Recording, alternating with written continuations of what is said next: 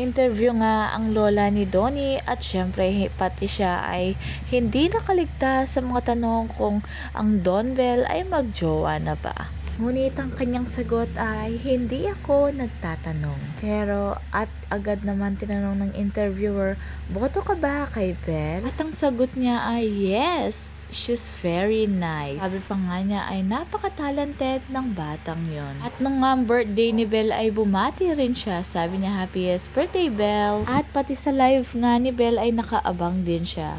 Sabi nga niya noon, Ling Ling, what are you eating? Dito pa lang ay makikita na natin na close din si Belle sa mamo ni Donnie. Sabi nga nila, kung hindi pa nakakasama ni mamo si Belle, bakit alam niya na very nice si Belle? At ito ang maganda sa kanila kung saan masaya si Donnie at yun ang sabi ng lola niya ay susuportahan nila ito. At ganun rin ang sabi ni Tita M. Kikita nila na masaya si Donnie sa piling ni Belle kaya napakasaya ng pamilya niya para kay Donnie.